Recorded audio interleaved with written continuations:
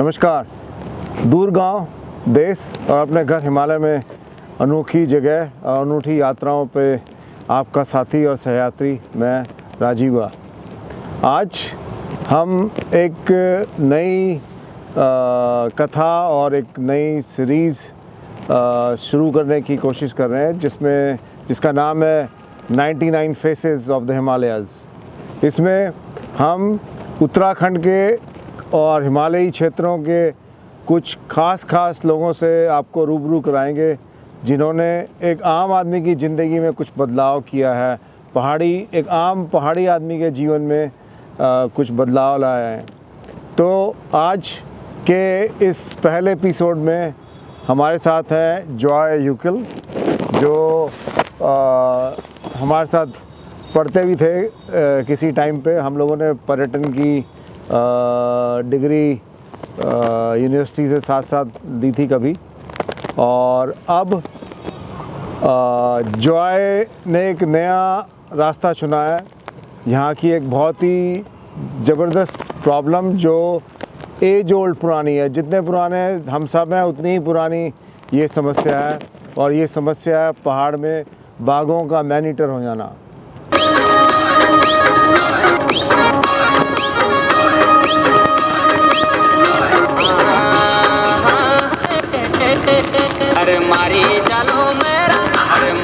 जलो मेरा वाला मैं बाग लगो रे, मैं बाग लगो रे, बाग रे। ये आजकल का बहुत ही पॉपुलर गाना है बाघ के बारे में। और मेरी कोशिश इस प्रोग्राम में रहेगी कि मैंने महसूस किया है, जो मैंने एक्सपीरियंस किया है, जो मैंने देखा है अच्छे से, उन्हीं लोगों से आपको रूबरू कराएं, उन्हीं सब्जेक्ट से आपको रूबरू कराएं। मैं जब स्कूल में पढ़ता था तो जहाँ पे ये गाना लिखा गया है, हम लोग गर्मियों की छुट्टी में जब घर जाते थे, गांव जाते थे अपने ऋषिकेश से, तो हमें कोटद्वार में बस स्टैंड में अपनी दूसरी बस पकड़ने के लिए काफ़ी इंतज़ार करना पड़ता था। और वहाँ पे एक सूरदास जी थे जिन्होंने गाना लिखा था और जो ये गाना गाते थे उस समय। और आज के दिन में ये बहुत ही फेमस गाना है। और उस समय ये बाघ की समस्याओं, जो एक अघोषित कर्फ्यू सा लग जाता है जहाँ पे बाघ मैन ईटर होता है, पूरे इलाकों में कई 100 स्क्वायर किलोमीटर में लोग डरे हुए रहते हैं। अंधेरा होने से पहले सब घर आ जाते हैं। बच्चों की खास ख्याल रखा जाता है और काफ़ी टेंशन वाले माहौल में एक आम आदमी अपना जीवन बिताता है। घास काटने वाले लोगों को, जो लेडीज़ होती हैं जो गांव में घास काटने जाती हैं जंगल में, उनके लिए बड़ी समस्या है। बहुत टाइम पे उजाले में वापस आना पड़ता है जब बाघ लगा होता है। तो ये जो समस्या जो थी ये बहुत ही इंटेंस थी। और मैं काफ़ी टाइम से सोचता था कि इसके बारे में कभी कुछ बात करूँगा। तो इस पे आगे बात करने के लिए हमारे साथ हैं जॉय जो हैं वो जो बाघ मैन ईटर हो जाते हैं और जो बिल्कुल आउट ऑफ कंट्रोल हो जाते हैं, जो हमारा फॉरेस्ट डिपार्टमेंट है उनको केज करने की कोशिश करता है और उनको ट्रैंकुलाइज करने की कोशिश करता है। लेकिन बाघ जो है बहुत स्मार्ट जानवर होता है। तो जब वो बिल्कुल उसमें भी काबू नहीं आ पाते तो फिर जो वन विभाग है वो हेल्प लेते हैं जॉय जैसे हंटर्स की।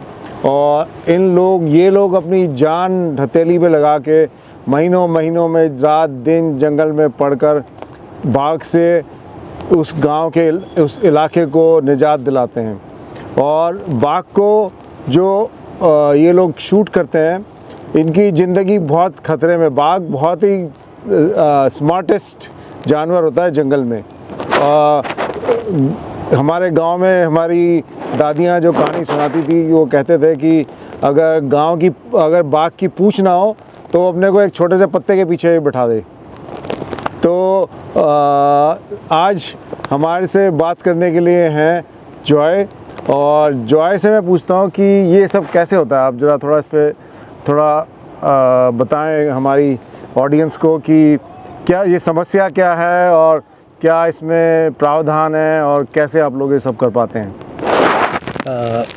नमस्कार। एक तो मैं सबसे पहले राजीव आपको बधाई दूंगा कि आपने ये प्रोग्राम शुरू करा है कि यहाँ के लोगों को, जो उत्तराखंड के लोग हैं, उनको रूबरू कराएं अपने जो भी आपके ऑडियंस है। और साथ में मैं आपको शुभकामनाएं देता हूँ कि आपका ये कार्यक्रम जो है वो सफल रहे और कई लोगों तक पहुँचे। तो देखिए, ऐसा है कि ये जो हमारे यहाँ जो ये बाघ की समस्या है, ये कोई नई समस्या नहीं है, बहुत पुरानी समस्या है। और मुझे लगता है कि ये संघर्ष शायद तभी से है जब से इंसान धरती पे आया है, क्योंकि उसी समय जानवर भी यहाँ रहा करते थे या उसके साथ ही आए। लेकिन पिछले जब से उत्तराखंड बना है तो ये समस्या बहुत ज़्यादा बढ़ गई है। और उत्तराखंड बने हुए करीब 23 साल हो चुके हैं और 23 साल में करीब 1800 को जो है गुलदारों ने जो है घायल किया है और 550 लोगों की इन्होंने जान ली है। इसके अलावा और भी जानवर हैं, जैसे भालू हैं, सूअर है या टाइगर है, तो ये भी कभी कभी इंसानों की जान लेने लगते हैं। लेकिन पहाड़ों में जो हमारी ज़्यादा समस्या देखी जाती है वो गुलदार से। तो गुलदार जब एक कोई बिगड़ जाता है तो जंगलात विभाग उसको पहले तो पकड़ने की कोशिश करता है या फिर उसको ट्रैंकुलाइज करने की कोशिश करता है, कहीं और उसको शिफ्ट करने की कोशिश करता है। लेकिन जब वो इस काम में असफल हो जाता है या वो नहीं कर पाता है और लोगों की समस्याओं को देख के फिर जब वो उससे निजात पाना चाहते हैं तो फिर वो एक शिकारी की मदद लेते हैं। तो वहाँ से हमारा काम शुरू होता है। बहुत ही बढ़िया। तो आपने अभी तक कैसे या कितने बाघ आपने अभी तक उनको न्यूट्रलाइज करा या उनको हंट करा या जो भी करा आपने, तो अभी तक कितने बाघ आपने? अभी तक हमने जो है करीब 7 जो हमारे बड़े खूंखार जो मैनीटर थे उनको 7 जो उनको केज किया, क्योंकि केज को किस जगह पे लगाया जाए कि उसका सारा चेक करके कि वो किस तरफ से उसका आना जाना है, तो वहाँ पे उसको लगा के केज को वहाँ पे लगाया गया। और इसके अलावा जब वो केज में नहीं आ पाए तो 47 जो गुलदार हैं उनको मैनीटर जो है उनको मैंने न्यूट्रलाइज किया। बहुत ही बढ़िया। ये जो सब्जेक्ट है ये बहुत ही इम्पॉर्टेंट है पहाड़ के लोगों के लिए, पहाड़ के जीवन के लिए। और मैं आपको बताऊं कि मैंने एक किताब पढ़ी थी, मैनीटर ऑफ रुद्रप्रयाग, जो फेमस कंजर्वेशनिस्ट और एक टाइम पे शिकारी सर जिम कॉर्बेट ने लिखी थी, जिनके नाम पे उत्तराखंड में कॉर्बेट नेशनल पार्क भी है। तो अगर आपको पहाड़ के जीवन के, जो पहाड़ का जीवन कुछ सालों पहले था, कैसे यहाँ टेरेन थी, कौन कौन से यहाँ पे जानवर थे और कौन कौन सी मछलियाँ किस नदी में थी, कैसे जानवरों का बिहेवियर था, स्पेशली लेपर्ड्स का, तो वो उस किताब में जिम कॉर्बेट ने बहुत ही डिटेल से पहाड़ के बारे में लिखा है, लोगों के बारे में लिखा है। और वो लेपर्ड इतना टेरर का एक प्रतीक हो गया था कि उसने उस टाइम पे 125 लोगों को उसने मारा था, जिसमें से बच्चे और ज़्यादातर लेडीज़ थी। और जो ब्रिटिश पार्लियामेंट थी उस समय, ब्रिटिश रूल था, ये ब्रिटिश रूल की बात कर रहा हूँ मैं, आज़ादी से पहले की बात बता रहा हूँ मैं आपको। तो उस समय ब्रिटेन की पार्लियामेंट में ये क्वेश्चन हुआ था कि अभी तक ब्रिटिश गवर्नमेंट जो उस समय यहाँ हुकूमत में थी, उन्होंने क्या क्या किया उस बाघ को पकड़ने के लिए और अभी तक क्यों नहीं पकड़ पाए। तो अगर आपको इस समस्या से बहुत ज़्यादा रूबरू होता है, जिम कॉर्बेट ने काफ़ी 27-28 बाघों को उत्तराखंड में उस समय उन्होंने न्यूट्रलाइज़ किया था। और वही काम आज जॉय कर रहे हैं। और मुझे ऐसा लगता है कि जैसा कि मैंने इनसे कहानी सुनी है कि कोई लेडी गांव से अपनी घास काट के घर आ रही है और घर में बच्चे इंतज़ार कर रहे हैं और पता चला माँ आ ही नहीं पाई घर, और फिर जब ढूंढा जाता है तो पता चलता है कि वो एक मैनीटर बाघ की शिकार हो गई हैं। ऐसी मैं इनसे कहानी और सुन रहा था कि एक बच्चा फटाफट जो कर रहा था लेबरी मनरेगा में, वो घर अपने आ रहा था खाना खाने के लिए, और खाना उसने देखा किचन में खाना सब पड़ा हुआ था। जब वो अपनी माँ को ढूंढने गया तो माँ को उसने आवाज़ दी तो नज़र नहीं आई। फिर उसने माँ को ढूंढा, आसपास के 2 खेत नीचे उसकी माँ का शव बाघ के द्वारा खाया हुआ मिला। ऐसे ही बहुत सारे बच्चे हैं जो कोई स्कूल में एग्ज़ाम देने जा रहा था या स्कूल से पढ़ के आ रहा था, वो बेचारे घर ही नहीं पहुंच पाए। ये प्रॉब्लम बहुत सीवियर है। जब मैं पहले मैं सोचता था कि अरे यार बाघ को क्यों मार देते हैं, इसको पकड़ते क्यों नहीं, तो बाद में जब मैंने काफ़ी रिसर्च करी तो अब मुझे पता चला कि ये प्रॉब्लम उस आदमी के लिए जिसके घर से कोई जाता है, उस माँ के लिए जिसका बेटा चला जाता है, जिस बेटे के लिए जिसकी माँ चली जाती है, उसके लिए कितना इंटेंस है। एक माँ अपने बिना बेटे के पूरी ज़िंदगी बिताती है। तो पहले मैं एक हमारे यहाँ पहाड़ में मेरी मदर एक कहावत सुनाती थी कि जाके पैर न पड़ी विवाही वो क्या जाने पीर पराई। जिसके अपने घर में कभी कुछ कष्ट नहीं होता तो वो दूसरे का कष्ट जान नहीं पाता। तो मैंने इनसे काफ़ी दिनों से 3-4 महीने तक बात करी इस मुद्दे पे कि लोगों का कष्ट किस किस तरीके का है। तो मैं चाहता हूँ कि जॉय भी थोड़ा इस पर थोड़ा हमें एनलाइटन करें, बताएं, कुछ स्टोरी बताएं या कुछ बताएं कि कैसे कैसे कैसे इन्होंने कभी कभी एक्सपीरियंस किया है इस गाँव के कष्ट को। ऐसा है कि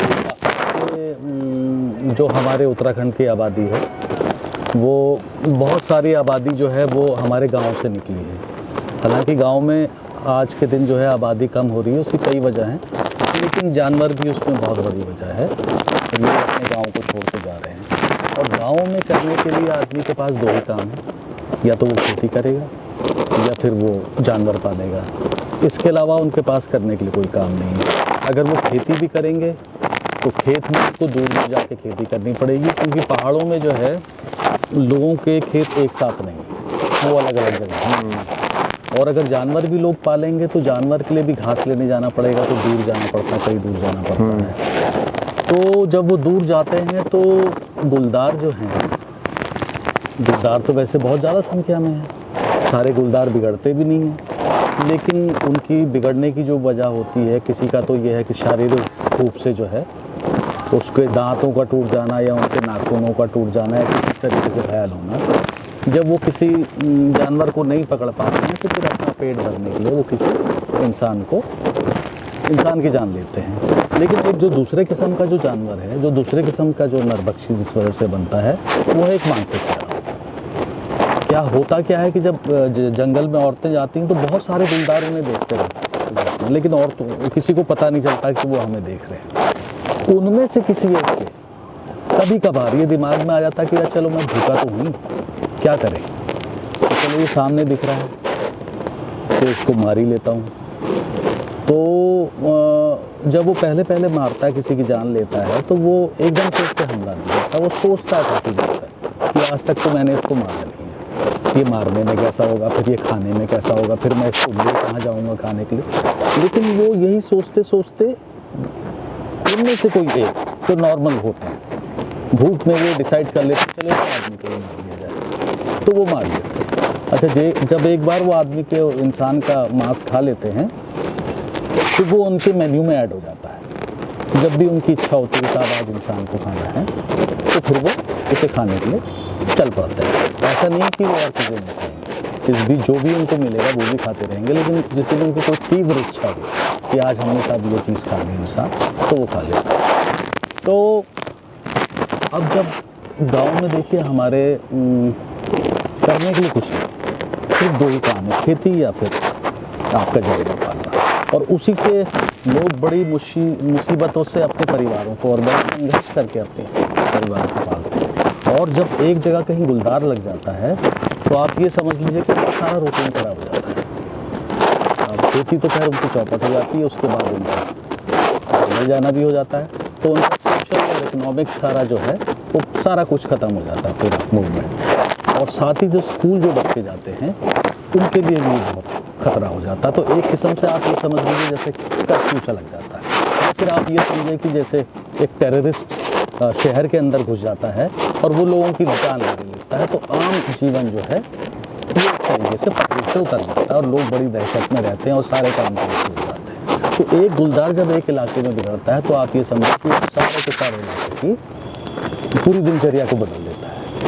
और उसको पकड़ने की जब कोशिश की जाती है या सेंट्रलाइज करने की कोशिश की जाती है, अगर वो हो जाए तो ठीक है, लेकिन जब उसमें बहुत समय लगने लगता है और लोगों की जाने लगती हैं तो उसको हटाना यहाँ से ज़रूरी होता है। तो ऐसे समय में हम लोग जो हैं अपना एक किस्म से समाज सेवा के तौर पर इसके लिए हम कोई पैसा नहीं लेते, कोई चार्ज नहीं लेते, सब कुछ हमारा होता है, उसमें समय भी हमारा। और तो ये समाज सेवा के तौर पर काम करते हैं। और ये काम ऐसा है कि ये काम हमेशा से लोग करते चले आए हैं। दिन में कर रहा हूँ, उससे पहले बहुत लोग करते थे, मैं नहीं हूँ, कल कोई और करेगा। तो ये समस्या ज़्यादा या कम ये तो चलती रहेगी। और लेकिन ये है कि इस वक्त हमको, मुझे लगता है कि जिस तरीके से हमको इस समस्या को जो कि उत्तराखंड में बेहद बुरी तरह से बढ़ गई है, इसको हम उस तरीके से एड्रेस नहीं कर रहे हैं जिस तरीके से हमें एड्रेस इसे करना चाहिए। क्योंकि हम उसकी तो बात करते हैं जब वो कोई घटना होती है, लेकिन उसके बाद ठंडे बस्ते में चलते तो हम इस तरीके की पॉलिसी नहीं बना पाते हैं जिससे कि ये समझ को कुछ कम किया जा सके। जॉय के साथ मेरा जो दोस्ताना है वो कॉलेज के टाइम से है और मैं काफ़ी इस सब्जेक्ट में बड़ा इंटरेस्टेड था। और मैंने जितनी बार भी जॉय से बात करी तो मुझे ऐसा लगा कि ये अपनी जान तो जोखिम में डाल रहे हैं। एक लेपर्ड को न्यूट्रलाइज़ करना इतनी आसान बात नहीं होती है। और मेरी जब हम गाँव गर्मियों की छुट्टियों में गांव जाते थे, जब हम छोटे थे, हाई स्कूल या 8वीं 7वीं में पढ़ते थे, तो रात को हम देखते थे कि हमारे परिवार का, या तो पहले जब हम लोग नहीं रहते थे तो हमारे दादाजी जाते थे छन्नी में। छन्नी जो है हमारे गांव में ऐसा होता है कि गांव घर से थोड़ा सा दूर एक छोटा सा एरिया और छोटी सी बिल्डिंग होती है, कमरे टाइप के, जिसमें कि जानवरों को बांधा जाता है, गाय बकरी वगैरह। तो जब लेपर्ड एक्टिव होता है उस इलाके में तो फिर रात को लोग छन्नी के बाहर चारपाई लगा के, किसी की ड्यूटी लगती थी तो आज किसी की ड्यूटी लगी है घर के परिवार के सदस्य की, कल किसी की ड्यूटी लगी है, तो फिर वो हमारे दादाजी, हमारे चाचा लोग सुबह थके हुए वापस आते थे छन्नी से ड्यूटी निभा के। और कुत्ता भी होता था, पर कुत्ते और बाघ की बड़ी इंटरेस्टिंग कहानियाँ होती हैं पहाड़ में, क्योंकि ऐसा कहते हैं कि जब बाघ दिखता है तो कुत्ते की आवाज़ बंद हो जाती है। और उसकी एक बड़ी स्पेशल मोडस ऑपरेंडी होती है बाघ की, कि वो किस तरीके से अगर कोई कुत्ता वहाँ पे है तो कुत्ते को कैसे किल करता है। वो एक बहुत ही इंटरेस्टिंग कहानी है। वो भी कभी टाइम मिलेगा दोबारा इस सब्जेक्ट पे हम आएंगे तो तभी बताएंगे। तो मेरी दादी बताती थी कि वो इतना स्मार्ट होता है बाघ कि वो छन्नी में जो कुंडी लगी होती थी दरवाजे पे, उसको भी खोल के और अंदर जाके और बाघ को जानवरों को मार के और फिर ले जाता था। और अगर आपको इसमें थोड़ा सा भी इंटरेस्ट आ रहा है तो सर जिम कॉर्बेट ने बहुत सारी किताबें लिखी हैं इस समस्या के ऊपर। अगर आप वो किताबें पढ़ेंगे तो आपको ये जो लेपर्ड की प्रॉब्लम है वो तो आप को थोड़ा बहुत आइडिया होगा कि कैसे होता था, पर उस समय की कैसी टेरेन थी, क्या क्या जानवर यहाँ पे मिलते थे और कैसे वो रात दिन चलते थे, दूर मीलों मीलों दूर चलते थे, और कैसे तरीके से फिर कैंप करते थे, कैसे पेड़ पे बैठ रहे थे, 10-10 15-15 दिन पेड़ पे बैठना पड़ता था आके रात को, तब जाके वो मैनीटर लेपर्ड उनको कभी कभी नज़र आता था, और कैसे वो उसको फिर न्यूट्रलाइज करते थे। और कभी आप रुद्रप्रयाग जाएं तो जहाँ पे उन्होंने ये फेमस मैनीटर ऑफ रुद्रप्रयाग को उन्होंने किल किया था, वहाँ पे एक आप उत्तराखंड सरकार ने एक छोटा सा म्यूज़ियम बना दिया है। वहाँ पे एक छोटी सी बिल्डिंग है। पहले एक वहाँ पे छोटी, जब हम छोटे थे तो वहाँ पे एक छोटा सा एक स्टोन था कि इस जगह पे सर जिम कॉर्बेट ने फेमस मैनीटर ऑफ रुद्रप्रयाग को उन्होंने शूट किया था। एक आम का पेड़ है वहाँ पे बहुत बड़ा, जिस पे बैठ के उन्होंने किया था। और जिम कॉर्बेट ने बहुत सारी किताबें लिखी, तो उससे आपको पता चलेगा कि लेपर्ड नहीं, पहाड़ का जीवन कैसे होता था आज से कई साल पहले तक। किस तरीके से लोग पैदल दूर दूर जाते थे, कैसे राशन लाते थे, कैसे खाते थे, कैसे बनाते थे, और कैसे सारा चेंज हो जाता था जब लेपर्ड किसी इलाके में एक्टिव होता था। तो मैं क्यूरियस हूँ कि ये जॉय सर आपको भी ये बताएं कि जान इसमें कितनी इनकी जोखिम में रहती है, क्योंकि लेपर्ड तो जो मैंने जैसे आपको बताया कि ये बहुत स्मार्ट जानवर होता है। तो आप ये बताइए कि कितना रिस्क होता है इसमें आपकी लाइफ में? इसमें ज़बरदस्त रिस्क होता है, पूरे रिस्क होता है।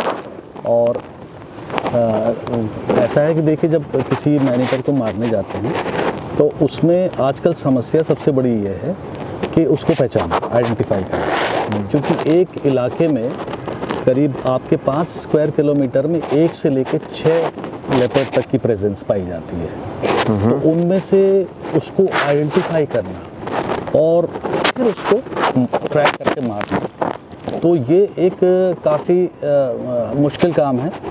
और ये काम ऐसा भी है कि आपको ये काम कहीं सिखाया नहीं जाता है, कहीं पे ऐसी क्लासेस नहीं चलती हैं। ये काम जब आप करते रहते हैं या फिर आप किसी के साथ करते हैं या एक दूसरे से किस्से और कहानी सुनते हैं, तो आप धीरे धीरे उनको सीखते जाते हैं। तो उसको आइडेंटिफाई करना, फिर उसको क्या कहते हैं मारना, तो ये एक ज़बरदस्त रिस्की काम है।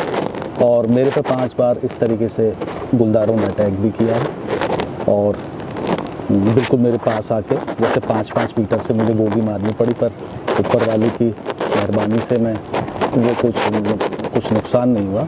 और एक बार तो वो मेरे इतने करीब आ गया था, गोली चलाने के बाद गोली उसके ठीक नहीं लगी, थोड़ी सी गलत लग गई, अचानक वो झाड़ी से निकल गया। तो जब वो मेरे राइफल से मेरे ऊपर पूरा ऐसा है उनकी बैरल लगी, फेंकना पड़ा। तो उसे आइडेंटिफाई करके मारना और रातों को जंगल में ढूंढना और ये सब कुछ करना, ये रिस्की काम है, रिस्की काम। और देखिए ये आपके सामने इनको लाने का एक बड़ा मेरा वो था कि ये बड़ा थैंकलेस जॉब है। ना तो इनको कोई पैसे देता है इसके लिए, ना कोई इनको रिकॉग्निशन मिलती है कभी। और ये सपोज़ ये एक बार सोच भी लेते हैं कि कई बार इन्होंने फ़ैसला किया भी ये काम ना करा जाए, पर लेकिन जब गांव के लोग जाते हैं और जब ये किसी गांव में जाते हैं जिसके घर में कुछ हुआ होता है, जिसका बेटा गया हुआ होता है, जिसकी माँ गई हुई होती है, जिसकी बेटी 10 साल की 5 साल की बेटी को जब भाग ले जाता है उठा के, तो फिर जो इनकी हालत होती है वो फिर ये दोबारा मजबूर हो जाते हैं कि यार इस समस्या से इन लोगों को निजात दिलाना बहुत ही ज़रूरी है। तो जैसे मैंने आपको बताया कि बड़ा थैंकलेस जॉब है, और कोई इनको रिकॉग्निशन नहीं है इस पे, कोई इनको पर पैसा नहीं मिलता, कोई इनको कुछ नहीं देता इनको, और लाइफ इनकी रिस्क पे। और ये काम ऐसा नहीं है कि कहीं हम में से कोई जाके कहीं डिग्री लेके आ जाए कि कैसे ये काम किया जाता है। ये हर बार कुछ सीखते हैं, हर बार कुछ सीखते हैं, हर बार कुछ सीखते हैं। और बेस्ट पार्ट मुझे ये लगा इनका कि ये बहुत मेहनत करते हैं उस लेपर्ड को आइडेंटिफाई करने में, और जब तक ये 100% क्या 200% श्योर नहीं हो जाते कि यही वो लेपर्ड है, तो तब तक ये लोग उसको न्यूट्रलाइज़ करने की कोशिश नहीं करते, चाहे इनको महीना लगे, 2 महीना लगे, 3 महीने लगे जंगल में घूमते घूमते। तो वो आप समझ सकते हैं कि आप और हम कभी एक रात जंगल में 1 घंटा बैठ के भी आ जाएं रात को, तो हमारे पसीने आ जाएं। हमें कोई बोले कि हाँ भाई तुम्हें 10,000 रुपये घंटा मिलेगा, तो भी हम 50 बार सोचेंगे कि हाँ भाई जंगल में जाना है या नहीं जाना है। तो ये कर रहे हैं फ्री ऑफ कॉस्ट। तो मेरा एक प्रयास है कि आपको इस समस्या से भी रूबरू कराया जाए और आपको इनसे भी रूबरू कराया जाए, और इनके थ्रू वो जितने लोगों की कहानियाँ हैं वो भी आप तक पहुँचाई जाएँ, कैसे कैसे ये सब होता है पहाड़ में। तो और कोई इंटरेस्टिंग चीज़ बताएं जॉय भाई, थोड़ा कुछ कभी कुछ ऐसा हुआ हो कि बिल्कुल मुश्किल हो गया हो, या कई महीनों लग गए हों, या लेपर्ड का जैसे मैंने पता है कि मैंने सर जिम कॉर्बेट की किताबों में पढ़ा था कि वो आज तो यहाँ पे उसने किल किया, 3 दिन बाद वो किल जो कर रहा है वो 70 किलोमीटर दूर कर रहा है वही लेपर्ड। तो उनकी जो एरिया ऑफ एक्शन होता है वो इतना बड़ा होता है। क्या सही बात है?